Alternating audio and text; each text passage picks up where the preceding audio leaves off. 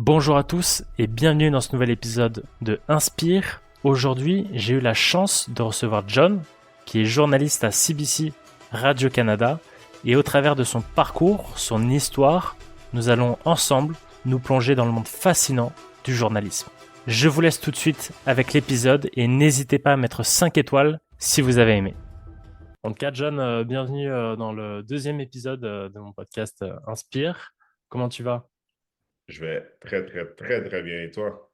Ça va super aussi, ça me fait super plaisir de t'avoir pour le deuxième épisode. Donc, comme je l'ai dit juste avant, tu as répondu présent dès que je t'ai contacté. On va en apprendre plus sur toi, sur ton parcours, Tout à fait. sur ton métier. Tu es journaliste. Donc, est-ce que tu peux commencer par te présenter un petit peu Ouais, tout à fait. Ben, écoute, moi, ça fait 2 ans que je suis dans le milieu.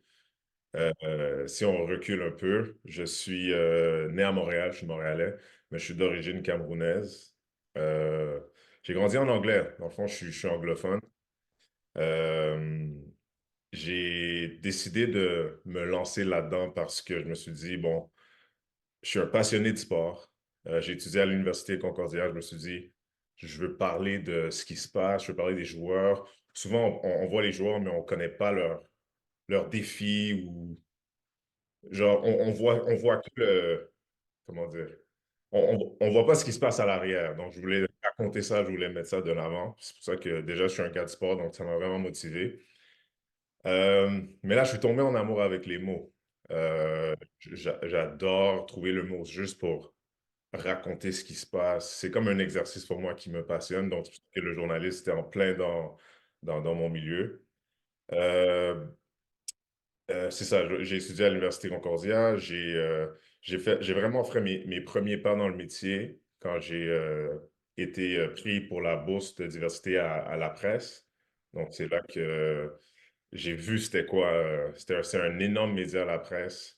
J'ai vraiment été mis là-dedans. C'est comme si ça m'a ouvert les yeux parce que j'étais encore aux études.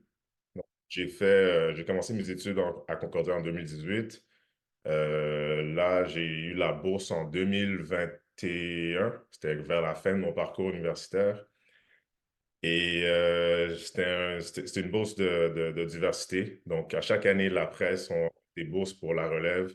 Et on m'a choisi. J'ai vraiment eu le syndrome de l'imposteur parce que je me suis dit, waouh, c'est incroyable. J'étais avec des récipiendaires d'énormes bourses. J'étais avec des francophones. Tu vois, un petit anglophone qui sort de Concordia, qu'est-ce qu'il fait là? Donc, je me suis dit, waouh, il faut vraiment que je saisisse cette opportunité-là. Et j'ai passé 4 semaines à la presse, c'était incroyable. Ensuite, je me suis dit, j'aime le métier. Je trouve que je suis à la bonne place. Par la suite, j'ai été à CBC Montréal, donc c'est vraiment là où je suis en ce moment, mais j'ai commencé mon stage à CBC il y a 2 ans, en février 2022. Et c'est ça, depuis ce temps-là, je suis journaliste chez CBC. Donc, je suis journaliste de terrain. C'est-à-dire, je couvre l'actualité, je suis sur le terrain à tous les jours. On raconte ce qui se passe dans la ville, que ce soit des meurtres ou tout ce qui se passe. des événements, le sportif, la Exactement. culture? Ok. La culture, oui, c'est ça, l'art, les arts, Hmm, vraiment tout ce qui touche, tout ce qui se passe à Montréal, on essaie de couvrir. ok. Et mais à quel moment, toi, tu t'es dit, je veux devenir journaliste? Est-ce que tu as découvert un peu ce métier quand tu étais à l'école et que tu t'es dit, tiens, ça pourrait m'intéresser, je vais essayer. euh, et ensuite, ça t'a plu et tu as continué, comme tu as dit, tu es tombé en amour avec les mots, etc. Ouais. Comment tu t'es dit, je veux être journaliste et je vais tout faire pour le devenir Je pense que ça date je veux dire, c'est en 6e année, je pense que, je sais pas exactement où ça s'est formulé, passion, mais je sais qu'il y a toujours eu le sport au cœur de ça. Puis quand j'étais en 6e année, j'avais genre un genre de journal où on devait créer des revues. J'ai créé une revue sportive, puis je découpais les sportifs ou des gars, des professionnels que j'admirais. Et je collais ça dans mon journal, puis là, je racontais un peu ce qui se faisait, leurs exploits. Donc, je pense que c'est à partir de là que ça se formait. Mais, quand je vieillissais, c'était vraiment le sport qui m'a poussé vers ce milieu. Donc, c'est quand je suis arrivé à l'université que je me suis dit, ah, OK, tiens, il y a l'équipe de Concordia qui joue, j'adore le basket, pourquoi pas essayer de raconter ce qui se passe à Concordia. Et c'est là que j'ai eu mon rôle d'éditeur sportif, que on couvrait tout. On couvrait soccer, volleyball, euh, tennis, on était partout. Et on devait aussi créer à chaque 2 semaines des balados sportifs. Donc, c'était vraiment, on faisait de tout. Mais je pense que pour répondre à ta question, c'est vraiment quand j'étais plus jeune, c'est à ce moment-là que il y a peut-être eu cette idée qui bouillonnait comme je voulais raconter et parler de la vie des gens. Donc, à partir de la 6e année. Et c'est tout l'art aussi de faire du storytelling, de raconter une histoire avec les mots et de... Exactement. C'est beau, comme des fois tu réfléchis, puis tu t'assois, puis tu te dis quel mot va vraiment faire ressortir ce message. Et c'est ça qui me passionne. Et est-ce que tu t'es dit que donc, ta passion est née aussi par du coup ta passion du sport? Du coup, tu t'es dit, tiens, si je peux lier les deux, la passion des mots et la passion du sport, bah c'est Et le jackpot. Et moi, est-ce que tu t'es dit, j'ai envie d'être un journaliste spécialisé vraiment dans le sportif ou bah là, comme tu l'as dit aujourd'hui, tu traites tous les sujets d'actualité, donc c'est pas uniquement le sport. Est-ce que c'est quelque chose que toi, tu aimerais à l'avenir te focaliser uniquement, je sais pas, sur le basketball, sur le hockey, ou rester assez généraliste et traiter tous les types de sujets je te dirais que à travers mon parcours, j'ai toujours dit que je voulais être journaliste sportif. Là, je me rends compte, ça fait pas longtemps que je fais le métier, mais je trouve que je veux un peu changer ça. Je veux être un journaliste qui parle de sport.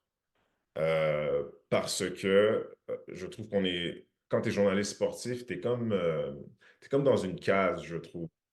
Et cage, désolé. Et je veux vraiment me sortir de ce moule, puis vraiment être quelqu'un de polyvalent, qui peut parler de droit, qui peut parler de politique, qui peut parler de tous les différents domaines et vraiment être capable de faire ressortir le message. Donc, oui, le sport me passionne, mais je veux pas être journaliste sportif, je veux plutôt être un journaliste qui est passionné par le sport. Donc, c'est là que je suis en ce moment.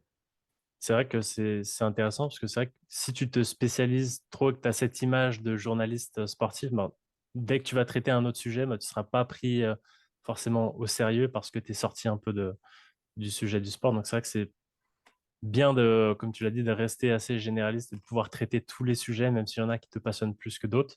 Ouais. Mais ça fait de toi un journaliste du coup complet qui est capable de traiter tous les sujets possibles.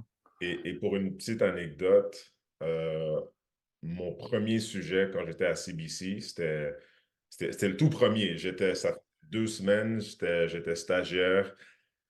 Puis j'ai été jumelé avec un plus vieux journaliste, puis on a fait un gros sujet, un gros dossier de sport. C'était 3 entraîneurs de basketball féminin qui ont été arrêtés parce qu'il y avait des soupçons d'agression criminelle. Oui, c'est ça, agression criminelle. Alors, de nature d'agression criminelle. Désolé, j'ai un peu mal dit ça, mais on parle de l'école secondaire Saint-Laurent et il y a un programme de basket exceptionnel. Il y a des joueurs qui vont partout aux États-Unis, ont des excellentes carrières. Puis moi, j'ai travaillé sur ce dossier-là, puis on a passé 2 semaines là-dessus. Et je suis vraiment fier de cet article-là parce que non seulement c'était mon premier, mais de deux, j'ai pu parler de sport, mais aussi d'un sujet très sérieux qui touchait beaucoup de personnes et qui a eu d'énormes conséquences sur la vie de beaucoup de gens. Donc, j'étais vraiment fier de ce qu'on a, de Hmm. ce dossier-là. Et comment ça se passe quand tu fais tes premiers pas dans un média là en stage? Donc là, comme tu l'as dit, tu as été jumelé avec quelqu'un donc qui te forme et te montre comment on fait. Mais est-ce que tu choisis, tiens, moi je vais être journaliste de terrain, je vais enquêter sur ces types de sujets-là. Est-ce qu'il y a plusieurs types de journalisme? Et est-ce que tu as le choix au début ou alors tu vas tester un petit peu tout et Ouais, voir à peu près ta spécialité? ouais, c'est une bonne question. Quand tu commences, normalement, on va te donner le rôle de recherchiste. Recherchiste. Donc, tu euh, cherches des entrevues, tu écris des textes, Ok. tu les prépares pour l'animateur ou soit tu fais des appels, tu bookes des entrevues. Ton rôle, c'est vraiment d'épauler qui que ce soit. Ça, c'est quand tu commences. Puis là, si tu veux d'autres défis, ben, tu te poses la question, tu dis, hey, est-ce que je peux soit essayer d'écrire des articles? Est-ce que je peux aller sur le terrain? Est-ce que je peux faire des reportages radio? Mais chez CBC Montréal, vu qu'on est une petite boîte, je ne sais pas si tu es trop au courant de comment ça fonctionne. Non, pas Pas du trop, tout. mais si tu Que, peux nous expliquer un petit peu. tout à fait, tout à fait. Donc, à CBC Radio-Canada, et Radio-Canada, c'est la maison mère. Donc, c'est vraiment tout ce qui se passe en ce qui concerne l'information, c'est à Radio-Canada. Mais là, il y a d'autres boîtes en région. Mais ici, vu que on travaille principalement en français, c'est la maison mère, mais chez CBC, on parle en anglais. Donc, on dessert la communauté anglophone. Donc, forcément, on a moins de staff, moins de personnel. Donc, tout ça pour dire que quand tu commences, tu vas être recherchiste, mais tu peux aussi être ce qu'on appelle un broadcast reporter, c'est-à-dire tu fais le journaliste de terrain, tu es sur le terrain, mais tu fais aussi la radio. Donc ça, c'est ce que moi je fais. Je fais des reportages à la télé, mais à la radio aussi. Ok. Donc ça fait des grosses journées et on fait seulement un reportage par jour. Euh, donc, Parce que on a du mal à imaginer la quantité de travail qu'il y a derrière un reportage ou énorme. on a du mal parce que parfois c'est des interventions qui peuvent durer que quelques secondes ou quelques minutes. Mais c'est vrai qu'on n'imagine pas que derrière ça, il y a toute la recherche, prendre les contacts avec les gens, poser les questions aux bonnes personnes, etc. et faire ton Pour te enquête, donner quoi. une petite idée, c'est tu rentres au travail, on a notre meeting avec tous les... euh, l'affectation, c'est la personne qui va te dire quel sujet tu vas couvrir Ok. et avec tous les autres reporters de terrain. Et il y a d'autres membres de l'équipe aussi, soit l'équipe web, ceux qui s'écrivent de rédiger l'article à la télé pour le web. Donc, à 9 heures, on se dit, OK, écoute, toi, Guillaume, tu vas couvrir tel sujet. Là, tu pars, tu commences à ce moment-là, tu sors le téléphone et tu fais tes appels.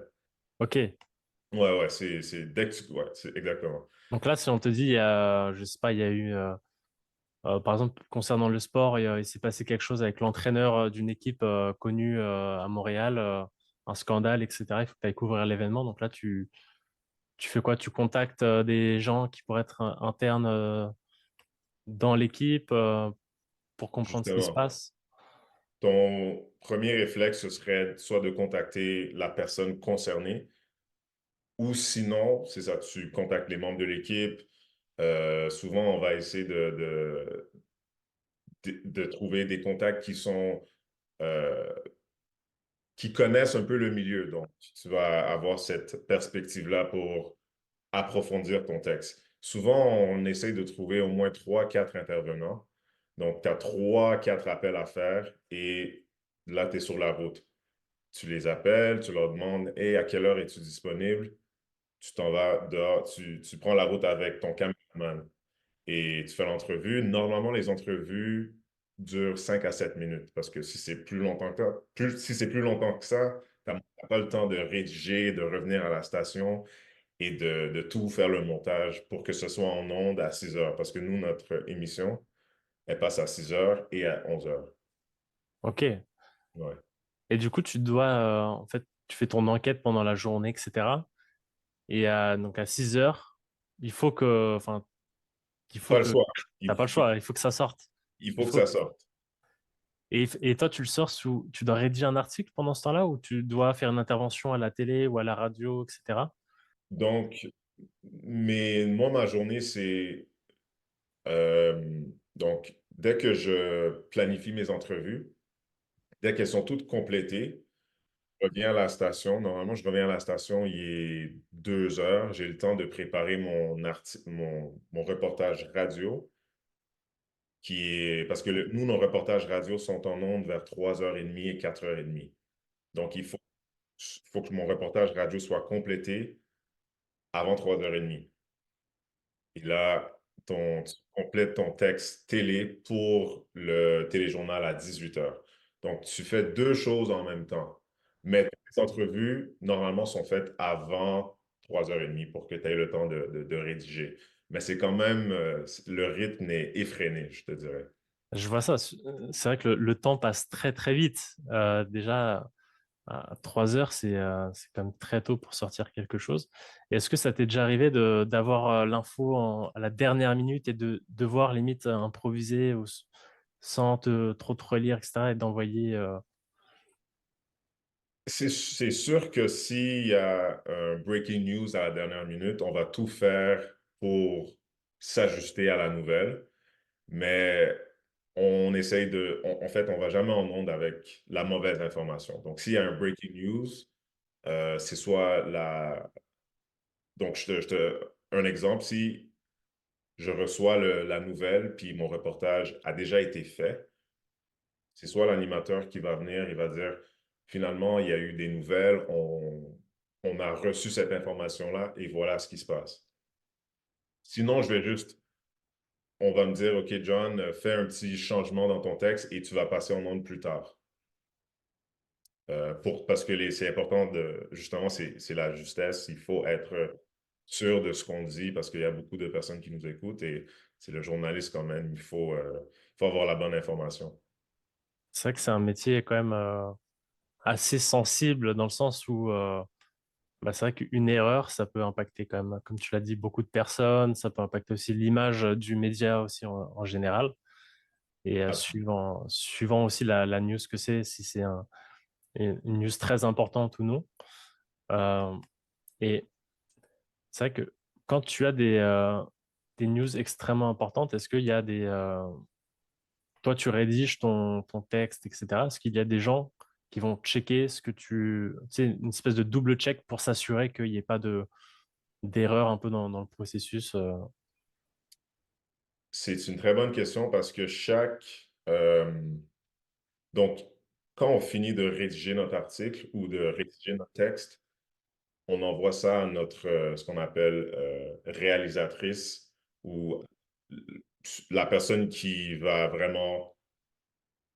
est en charge de faire comment dire, De euh, s'assurer que tout. ça, oui, justement, je veux pas dire c'est la réalisation. Donc, il y a une personne qui va relire les textes de chaque journaliste pour s'assurer que l'information est juste.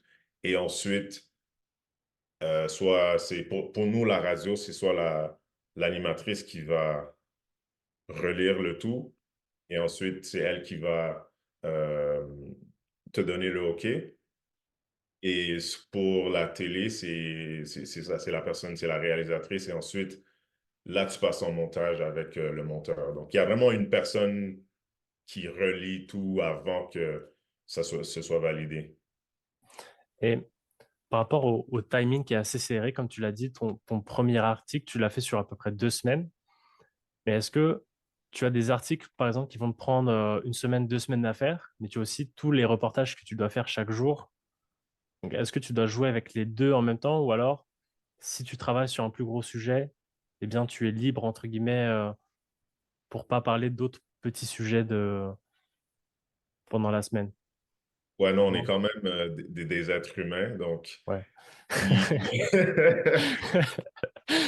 on te donne un reportage qui va durer plus longtemps, tu ne fais que ça.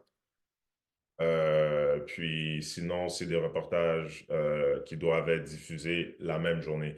Mais souvent, c'est établi que ce reportage-là, il y aura beaucoup plus de temps de recherche à faire, de booker des intervenants. Donc, on évalue peut-être 2, 3 journées avant que le reportage soit diffusé. Donc, c'est vraiment, c'est du cas par cas. Ça dépend de la nouvelle. Mais je te dirais que le temps, tu fais pas 3 choses en même temps parce que c'est trop pour une personne Ouais, à gérer. ok. Et parce que, parce qu'en fait, le journalisme, il y a la partie. Est-ce qu'il y a des journalistes qui rédigent uniquement des articles, d'autres qui font uniquement des reportages à la télé, d'autres à la radio? Ou alors est-ce que tout le monde est polyvalent et on fait de tout? Ou alors on peut spécialiser sur vraiment un aspect particulier? Je te dirais que dans notre boîte, on a justement ces différentes stations-là. Donc, Hmm, moi, je suis journaliste terrain, ce qu'on appelle broadcast reporter. Donc, je fais télé et radio. Mais il y a des journalistes web qui ne font que du web. Il y a des journalistes il y a des animatrices, il y a des hmm, animateurs. Donc, ça dépend de ton affectation. Mais c'est vrai qu'il y a des fois, si ton sujet, tu es très passionné, hmm, puis tu veux faire tout le travail, tu peux faire les trois. Tu peux faire le volet radio, tu peux faire le volet télé et tu peux faire le volet web. Mais souvent, on va essayer de diviser les tâches pour que ce soit moins encombrant pour tout le monde.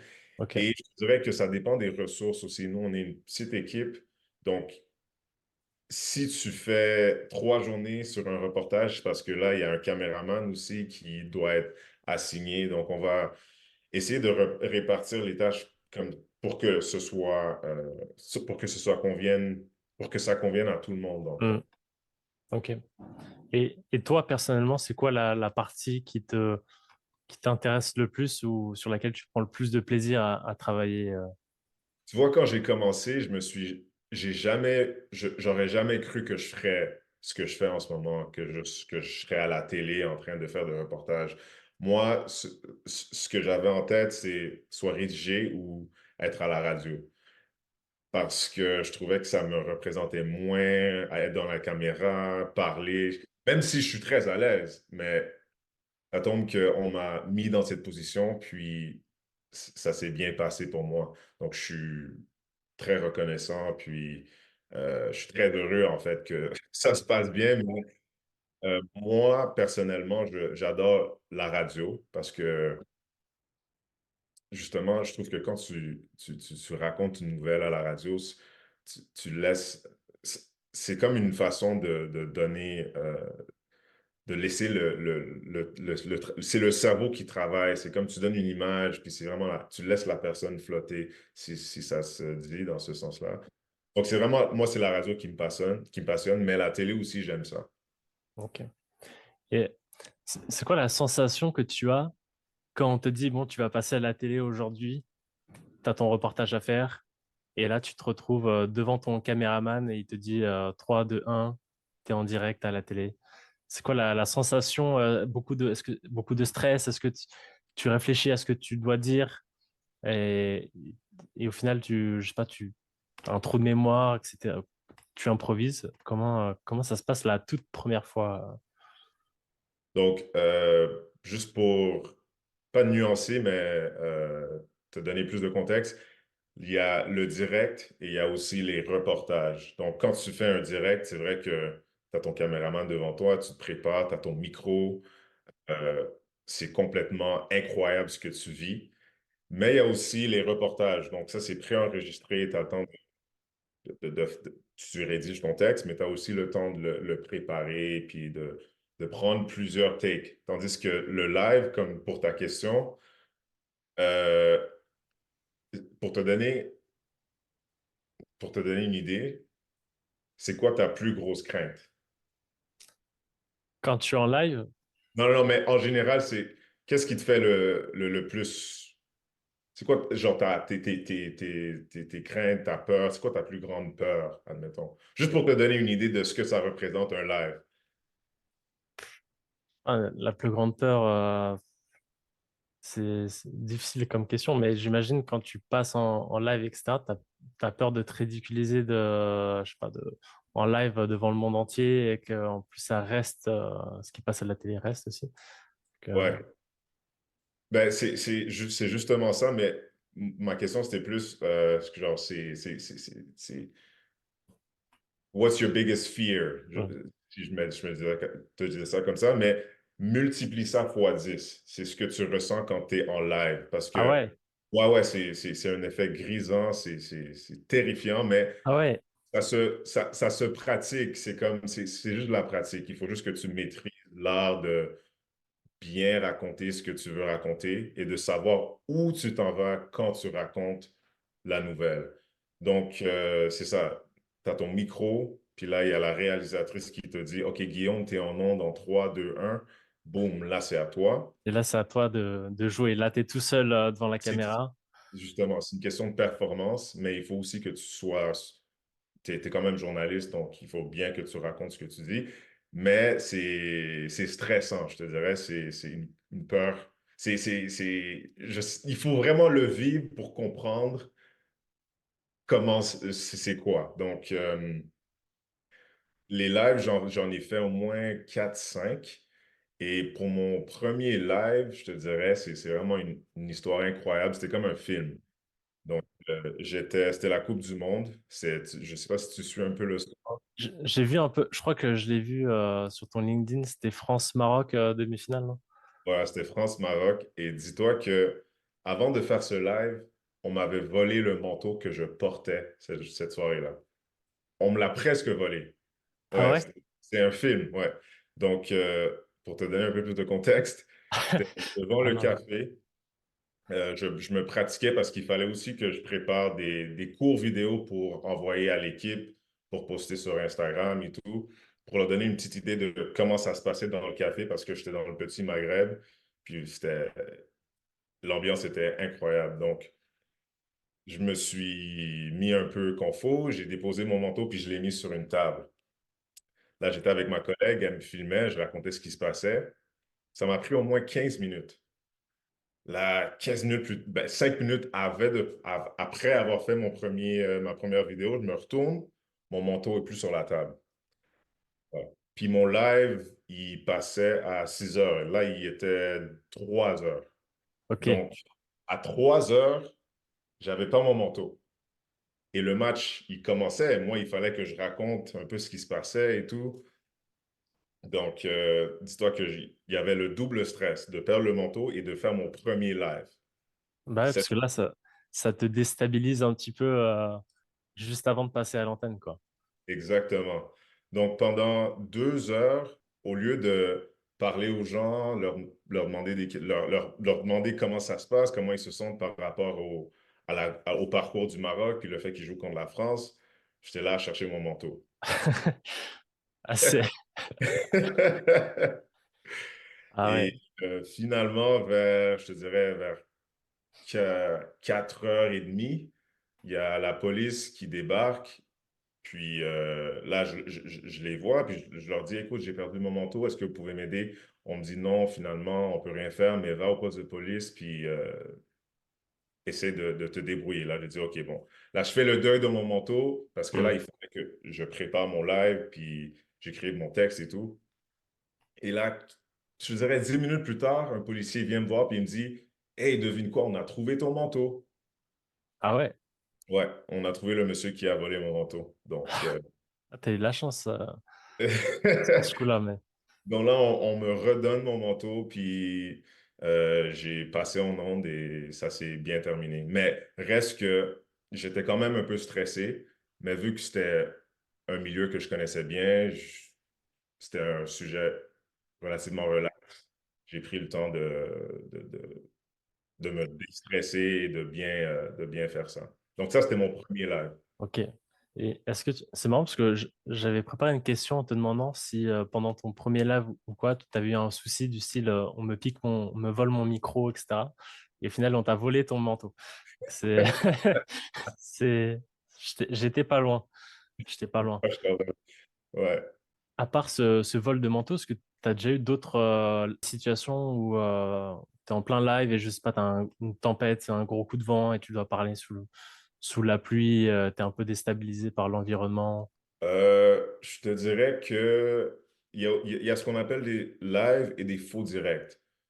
Donc, des faux directs, t'es quand même live, mais c'est pas vraiment en temps réel. Mais tu prépares ton direct. C'est ça qu'on appelle des faux directs. Et là, je suis pas. J'ai oublié où j'étais, mais c'était durant. Il y avait. C'est Saint-Roch. C'était à Saint-Roch qu'il y a eu il y a eu un feu dans cette région-là. Ok, Et il faisait très, très froid. Et il fallait que je prépare mon premier faux direct. Puis vraiment, il y avait tous les médias, tout le monde était là parce que c'était vraiment la nouvelle de la journée. Puis c'était un breaking news. J'avais été assigné sur un sujet, mais finalement, on m'a dit, Hey John, il y a ça qui se passe. On va t'envoyer à Saint-Roch. Donc, on m'a envoyé là-bas. Puis, c'est ça, justement, il faisait très, très froid. C'était une des premières fois où j'avais vraiment couvert une grosse nouvelle. Donc, il y avait ce stress-là. Et j'ai dû me ressaisir et faire le live comme si de rien. Donc, il y avait le froid, la grosse tempête, tous les médias. Puis, j'étais là toute la journée, je te dirais, parce que c'est 1 heure et quart de Montréal. ok, Ouais, c'était loin. ok. C'est vrai que c'est un métier. Les médias, il faut aller vite, il faut sortir les news, etc. Est-ce qu'il y a cette course à la news, sortir la news en premier? Est-ce que ça, c'est quelque chose qui est présent? Parce que moi qui n'y connais pas grand-chose dans le journalisme, on imagine que, en fait, il y a surtout les breaking news. Eh bien, t'as une news et c'est à celui qui sort la nouvelle en premier, quoi. Entre les médias, est-ce qu'il y a une course comme ça où on te dit il faut vraiment que ça sorte à telle heure, il n'y a pas le choix, même si t'as pas beaucoup le temps. Ok, il faut pas sortir des fausses informations, mais il faut que ce soit vérifié et carré pour telle heure parce que c'est très important de le sortir avant les autres. Nous, on a moins ce souci-là parce qu'on se fie vraiment à notre programme. Donc, c'est sûr que pour moi, en tant que reporter radio et télé, moi, mes deadlines, c'est 3h30, 4h30, ou sinon, des fois, il y a aussi je dirais vers midi, je peux faire un live pour raconter ce qui se passe, mais ça, c'est parce que le téléjournal, le bulletin de radio, il y en a un à midi, 3h30, 4h30, 5h30 et 6h30 aussi. Mais sinon, pour la télé, vu que nous, notre téléjournal, c'est à 18h et 23h, on n'a pas vraiment ce souci-là de sortir une nouvelle dès que ça tombe. Hmm. Et je comprends ce que tu veux dire. Chez CBC Montréal, c'est pas tant le cas, je dirais. Ok. Et est-ce que le journaliste travaille pas que du lundi au vendredi, il y a aussi des nouvelles qui arrivent le week-end, le soir, la nuit. Comment ça, est-ce que des fois on t'appelle ou quand il y a des informations importantes qui arrivent, on te dit ce week-end, il faut que tu sois sur le coup. Comment ça se passe, cette gestion un peu de l'emploi du temps, pour les journalistes? C'est Est-ce que tu le sais à l'avance ou ça va dépendre aussi des nouvelles qui arrivent et si tu vas être sur le coup, ben, potentiellement tu vas devoir travailler tel jour et tel jour. nous, nos horaires, ils sortent 2 semaines après. Il y a toujours un décalage de 2 semaines. Donc, on sait quand on travaille, mais quand tu es nouveau, c'est sûr que tu vas travailler les fins de semaine et faire des heures un peu moins stable. Mais c'est sûr que quand tu es journaliste, des fois, si tu crées un bon réseau de contacts, on va te demander, on va te dire, Hey, il y a cet événement qui se passe, est-ce que vous êtes intéressé? Puis on va t'envoyer des courriels. C'est pas un 9 à 5, mais c'est sûr qu'il y a un horaire de 9 à 5, mais des fois, tu peux. travailler de 9 à 8 heures ou les fins de semaine, tu travailles plus tard parce que, bon, il y a un sujet que tu veux préparer pour le lendemain. C'est vraiment montagne russe. Ouais. C'est difficile.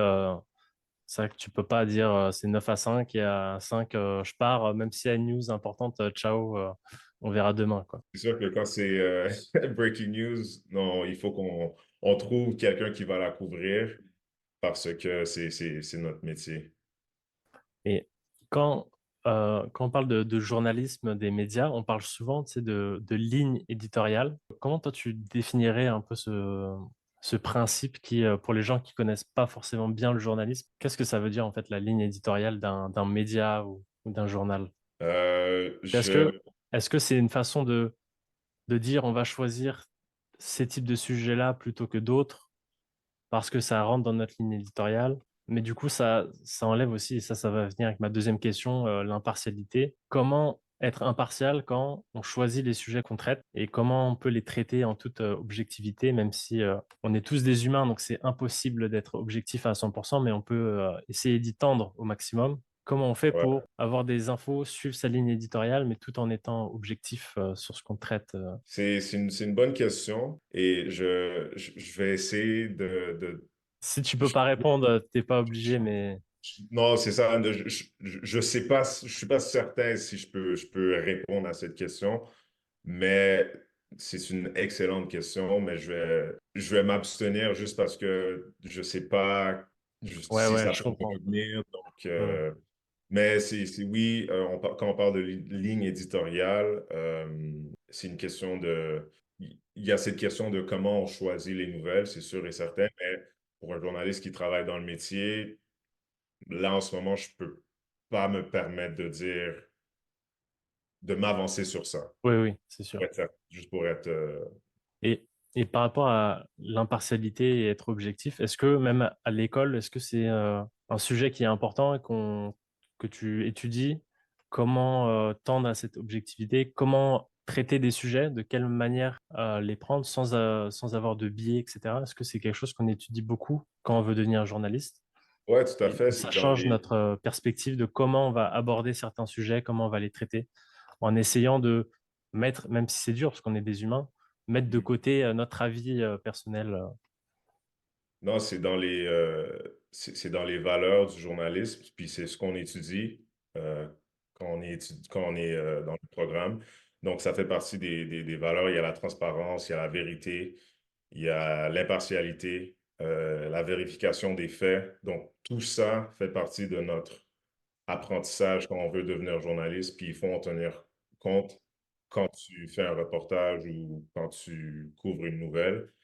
Euh, quand on parle de biais, on est des êtres humains, il y a des biais partout, mais on essaie souvent, c'est pour ça qu'on trouve des angles, puis on trouve des experts et on essaie de avoir une nuance quand on couvre un sujet. Donc, c'est justement, puis on a aussi notre code déontologique, ça rentre dans notre code d'être impartiel quand on couvre une nouvelle. Ça fait partie de notre métier de couvrir la nouvelle en étant impartiel, parce que ça fait partie de notre code déontologique.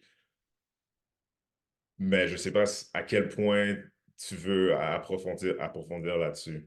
Non, non, mais c'était clair comme réponse. Et c'est vrai que c'est quelque chose qui est central dans le journalisme. C'est un peu euh, la base pour être un bon journaliste, il faut être impartial, il faut tendre aussi à être objectif.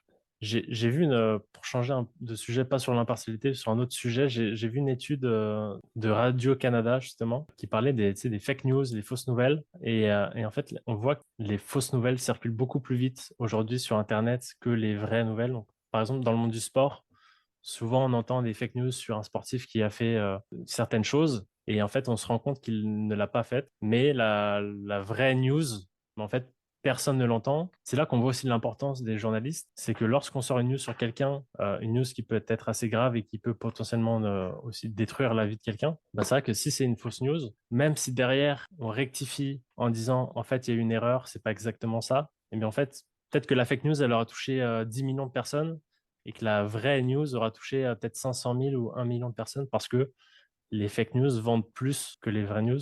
Non, tout à fait. Je sais pas si tu connais l'émission Décrypteur chez Radio-Canada. Mission, c'est de décrypter les fake news sur Ok. Twitter, Instagram, parce qu'il y en a plein, surtout sur Instagram, et là, TikTok. Et il y a beaucoup de sites aussi sur lesquels on peut se fier pour voir si la nouvelle est vraie. Mais il faut avoir les ressources, puis il faut savoir que c'est disponible. Puis souvent, les gens, comme tu dis, ont tendance à croire tout ce qu'ils voient. Et c'est ce fléau-là qui fait mal au métier en ce moment, mais on a des ressources. Donc, il y a les décrypteurs qui font un travail, justement, chez Radio-Canada, on peut se fier sur ça. Puis c'est aussi pour la raison pour laquelle en ce moment, encore une fois, je ne sais pas si je peux trop avancer sur ce dossier-là, mais ça fait partie de la loi C-18 pour les redevances aux médias, parce qu'on trouve beaucoup de nouvelles sur les médias, puis d'où l'importance de bien s'informer, puis de bien savoir si, OK, vraiment, est-ce que ce qu'on lit en ce moment, on peut, euh, on peut vérifier, on peut la vérifier. Mais là encore, je suis vraiment désolé, je sais pas, parce que je Non, veux non, mais pas. c'est clair. Non, mais Ouais, c'était parfait. Et d'ailleurs, là, quand tu parles, tu sais, de vérification de l'information, etc., je sais pas si tu as entendu parler tu sais, des deepfakes. On rentre dans une ère où maintenant, il est difficile de croire, limite, ce qu'on voit déjà même sur Internet, les vidéos, parce que, enfin, c'est difficile de voir si une vidéo est vraie ou pas, tellement c'est réaliste. On peut imaginer j'imagine un cas, par exemple, et ça pourrait arriver dans le futur et ça pourrait avoir un impact considérable. Par exemple, en France, quand il y a eu le confinement, il y a eu Emmanuel Macron, le président, qui a annoncé faire un discours sur la chaîne nationale à 20 heures. Mais imaginons que à 20 heures, il y ait je sais pas, des hackers qui hackent la chaîne de télé et qui, à la place du discours officiel, passe un discours en deepfake du président qui annonce de lancer une guerre contre un pays, par exemple. En l'espace de quelques secondes, ça pourrait détruire l'économie déjà des marchés, la bourse, etc. Ça pourrait avoir un impact sur les gens. Et juste en l'espace de quelques heures, et sachant que les vraies news ensuite mettent plus de temps à arriver, il pourrait se passer des heures où pendant peut-être 5, 6, 7 heures, tous les Français pensent que bah, c'était un vrai discours officiel, alors qu'en fait, non.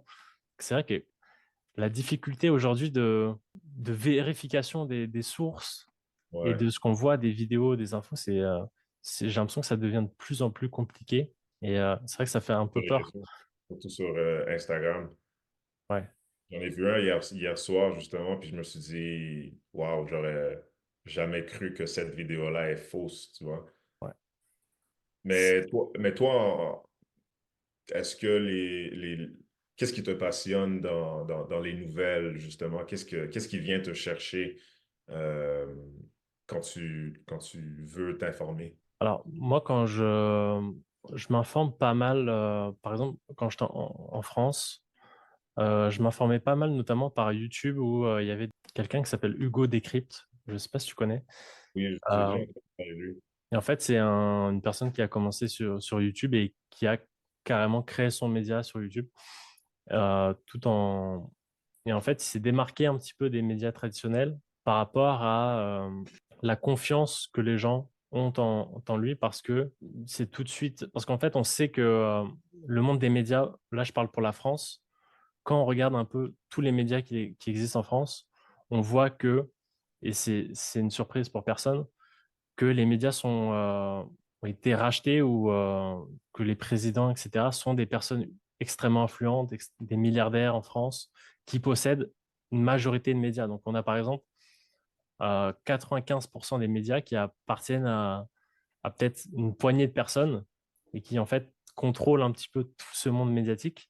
Donc, en fait, ce qui fait que quand Hugo Décrypte est arrivé un petit peu pendant le Covid à créer son média, etc., les gens sont plus allés vers son contenu parce qu'ils n'étaient pas rattachés à une entité au-dessus qui contrôle un petit peu les médias plus traditionnels. Les médias, notamment sur Instagram, etc., c'est quelque chose qui émerge aussi de plus en plus Ouais, parce que je pense que les gens se sentent aussi plus proches de ces médias-là. Après, c'est un travail aussi, je pense, pour les médias traditionnels de se mettre à jour, et je pense que même CBC Canada le fait, mais de se rapprocher un peu, de échanger aussi l'image un petit peu des médias, quoi. comme je te disais, je vais pas m'avancer sur ce point-là qui est Ouais, ouais. très important, Mm. je le souligne, mais c'est aussi une question de voir les tendances, comment les gens s'informent, parce que là, en ce moment, j'ose croire que le câble chez les jeunes, en fait, ou peut-être pour toi, le câble, ça te dit pas grand-chose. Non, non, Et justement, ça, c'est une autre façon de voir où est-ce qu'on s'en va, puis de vraiment aller chercher, d'être à l'écoute et de comprendre que c'est important de voir comment les jeunes, surtout les jeunes, comment ils s'informent. Puis c'est ça qui me passionne, moi. D'aller comprendre, OK, qu'est-ce qui accroche ou qu'est-ce qui accroche pas et pourquoi. Et de trouver des solutions à partir de cette piste. c'est vrai qu'il faut trouver des solutions et trouver aussi les mots pour parler à ces personnes-là, et aussi trouver les médias, si c'est la radio, si c'est la télé, si c'est Instagram, pour parler à l'audience. Tout à Euh, fait. Dernière question, pour finir plus général, j'ai vu une interview de toi, je crois, sur YouTube, où on te posait la question, qu'est-ce que tu recommanderais à un jeune qui veut devenir journaliste? Qu'est-ce que tu lui dirais pour réussir dans ce milieu-là? Mhm. Est-ce qu'il faut travailler dur, work hard? Wow, je savais pas que tu avais trouvé cette vidéo-là, J'ai vu mais cette vidéo-là, ouais. au travail, bravo. Qu'est-ce que je dirais à un jeune? C'est sûr il faut un, il faut être un travail acharné. Il faut travailler, travailler, travailler, mais surtout de comprendre ce qui nous passionne dans le métier parce que c'est comme un océan. Il y a beaucoup, beaucoup de branches et c'est très facile de se noyer et de pas comprendre pourquoi le journalisme nous interpelle. Donc, je dirais, essayer de cerner ce qu'on aime dans ce métier et rester là-dessus et toujours essayer de se réinventer, essayer de ajouter plus de cordes à son arc parce que notre métier évolue tout le temps. Tous les jours, il y a des nouvelles choses, il y a des nouvelles tendances. Et là, en ce moment, on parlait des jeunes. Les jeunes n'écoutent plus la télé. Donc, c'est de trouver un moyen de comprendre qu'on évolue en tant que journaliste et de s'informer, mais aussi de s'amuser. Le journaliste, c'est un travail très difficile, très exigeant. Faut être passionné. Je pense que sans passion, je sais pas si tu peux te lever tous les matins, parce que Non. c'est quand même une charge de travail.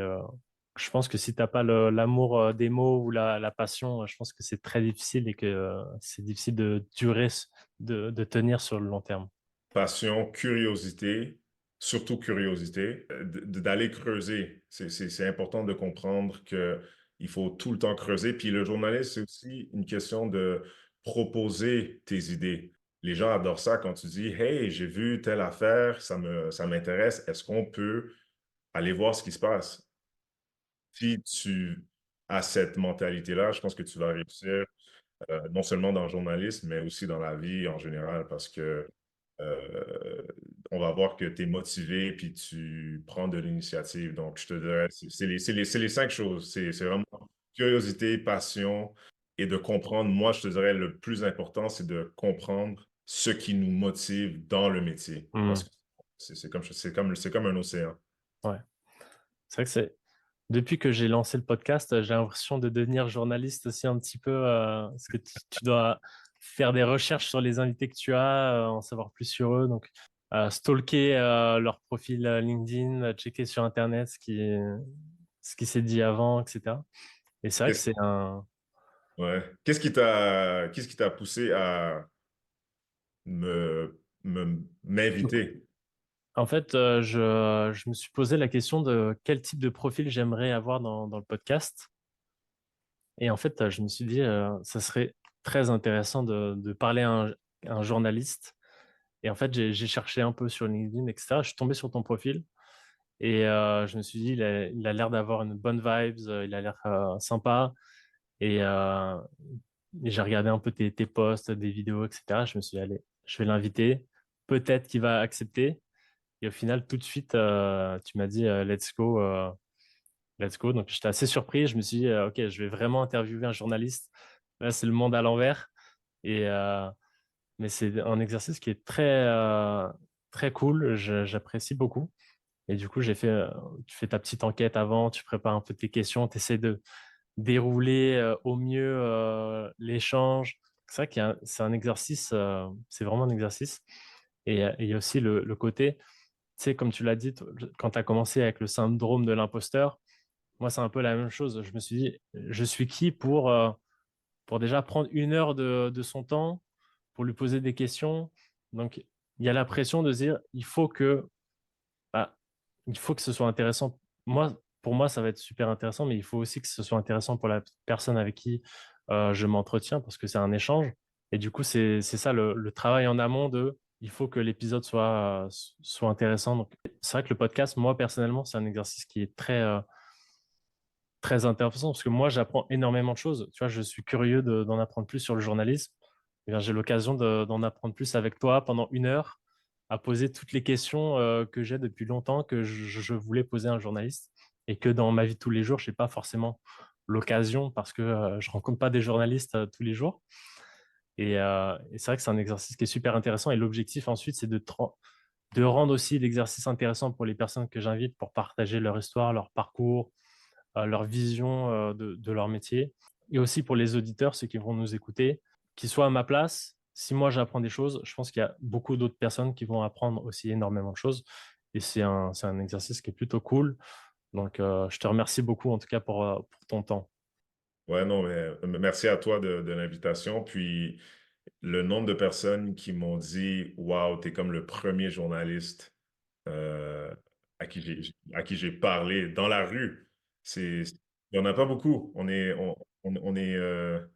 Vous êtes caché, il faut vous trouver. on est dans ouais, on est dans l'ombre, on est dans l'ombre. Mais écoute, moi, encore une fois, c'est l'art d'interviewer des gens que tu développes et voilà, je t'encourage pleinement dans ton projet personnel.